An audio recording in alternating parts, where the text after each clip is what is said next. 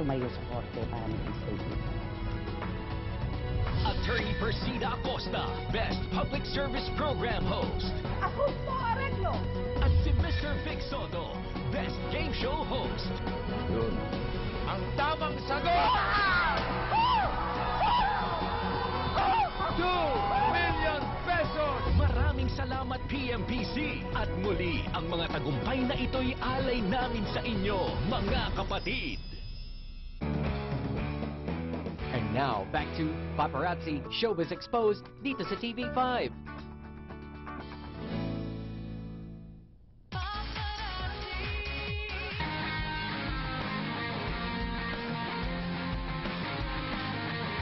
Welcome to Hello Dolly at kasama natin my good friend from way back, ang kilabot ng mga pirata, ang optical media board chief na gwapong-gwapo pa rin, Mr. Ronnie Riquez.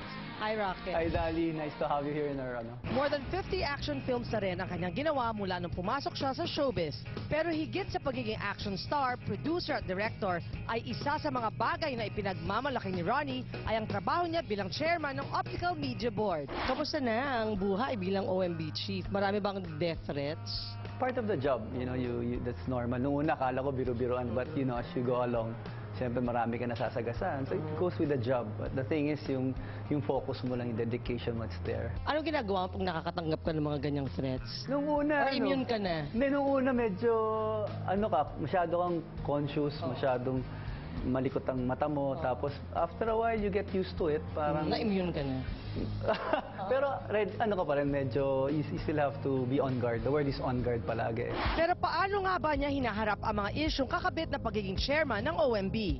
Pangit kasi i-compare Kasi, they're my friends. Like si Paring Bong, kumpare ko yan. Si Brother Dudes, kaibigan natin. You know what's nice about what I'm doing is I ask them advices. Especially sa campaign ko sa Quiapo. Tapos yung, pag may mga events ako, nagpupunta si Senator Bong. Pag naman, may kailangan tanong kay Edo na latest, tinatawagan ko siya. Dudes, ano ba yung pwedeng gawin?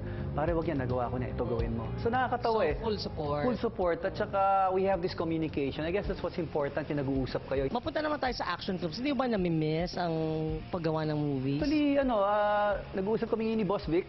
Actually, gumawa na si Paring Cesar. So, kaming next, yung kay Cesar, yung Hitman So, hopefully, I'm doing the script right now. And I have the title already. And doing the casting and then the budget. Kasi ako rin yung gagawa lahat Like direct, line produce the movie. Tapusin ko lang muna tong film festival. Kasi every year, nasi-zero piracy natin So, after the film festival, next year, gawa na tayo. Speaking of movies, diba, magka-comeback ka. Nag-comeback din yung, syempre, sa a girl na special sa yung buhay noon, si Maricel Soriano. Syempre, kailangan tanong yan. Nasa niya sa ako. Are you in touch pa with Maria? Wala na. Tagal. Pero if you bump into her, okay lang. Accidentally ba nakita? Okay na naman. Lalo pag kasama ko yung wife ko. Of course. Ano naman, any message for her? Good luck sa mga gagawin niya mga movies or TV shows. Siyempre, tapos na yung past. Tawagin natin ang present at ang forever. Love mo. Of course, Maris. Marinig ka sa mano, Maricel. Ngayon, Maris. Hi, Maris. Honey, nadali tayo ni Dali. Ano ba sikreto ng happy marriage? It's been how many years? Going on the 18th. Wow, grabe. Anong secret ba?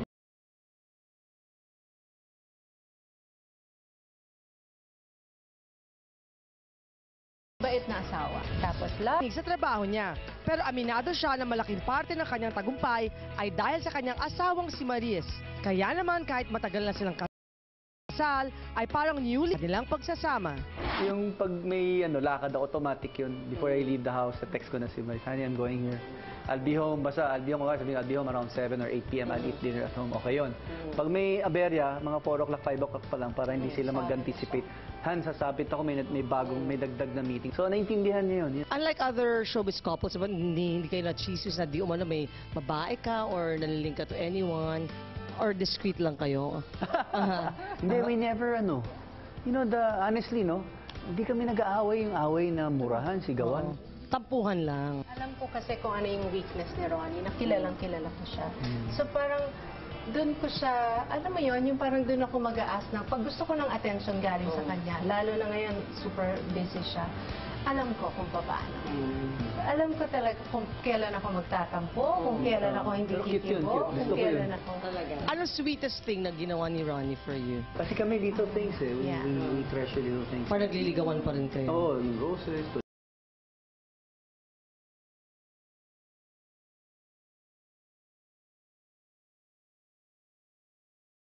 Hindi pa rin yan. Oh, yeah. Chocolate. Say, Parang kahapon lang. Si Maris gusto eh. Oh. Ah, sabi mo magastos? sabi niya magastos. Magastos, Tapos sabi. ikaw, Sabi ko ako gagastos.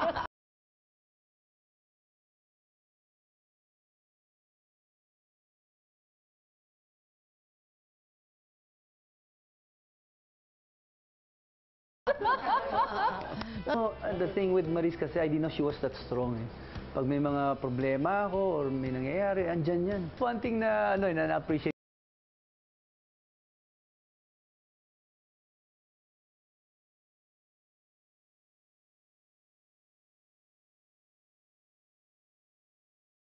ko sa wife ko na dati hindi ko na Super duper I love you.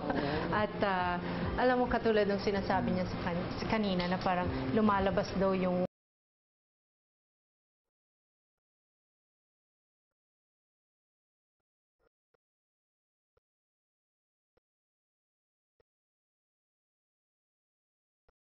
ibang ugali ko.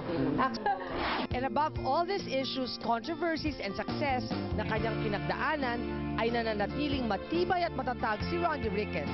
Hindi para sa kanyang sarili, kundi para sa kanyang pamilya at higit sa lahat, ay para sa industriyang tunay na pinahahalagahan.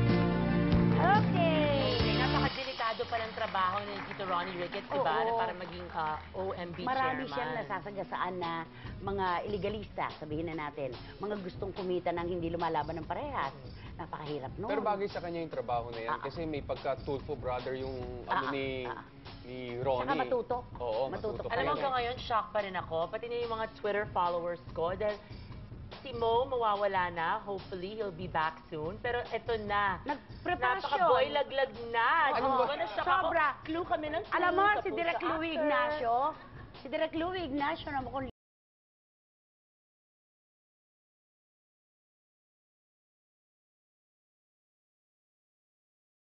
lilipat ka na nga ba dito, Direk?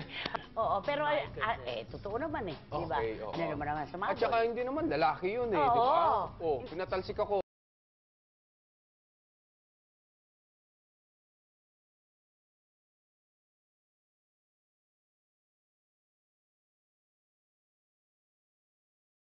Oo, nakapaglaban ako, o Sana kinulong ako. Kung pumasok sa loob. Nag-iisa ka lang talaga. Ikaw na talaga. Ikaw na yan, wala nang iba pa. Las Vegas Nagtataka lang yun eh. ako kung bakit ako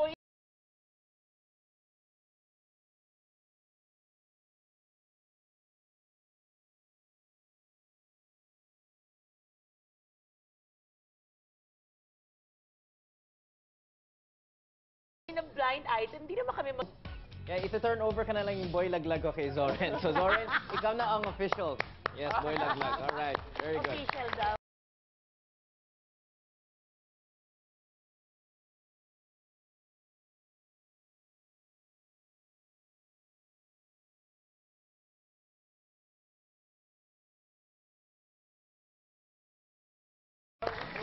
Okay, Halos 2 linggo pa lamang ang nakalilipas mula nang pumanaw ang batikang TV director at choreographer na si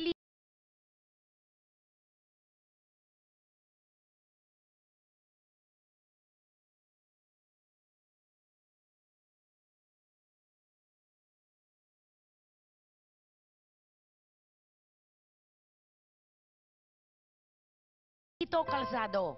Kaya na Seems so odd. Yeah, it's just, parang showbiz kasi for me, it's my dad eh.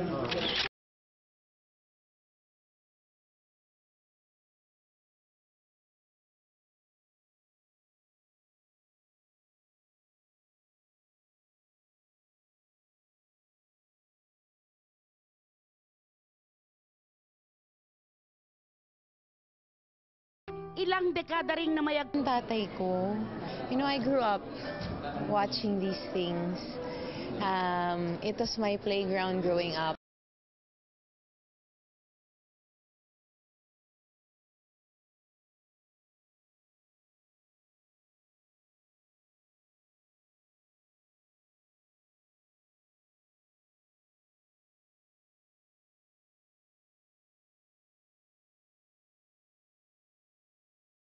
not on stage. Mang tinanggap ng kanyang anak na si Iza.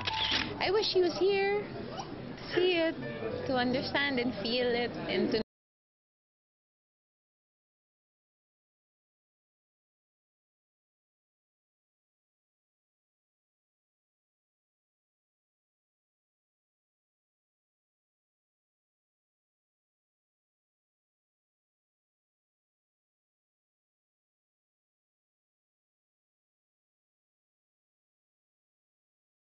know that, alam mo, ng ganun ka. Pero iba talaga ang death ng biglaan, yung mga na-aksidente, tragedies, stuff like that.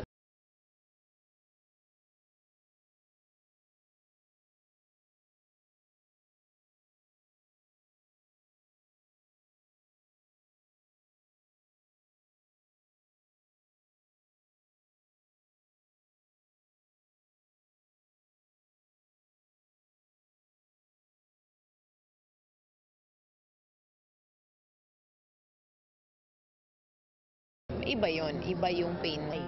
Actually, ganun talaga siguro, death brings the family closer together. Any kind of loss really brings people together.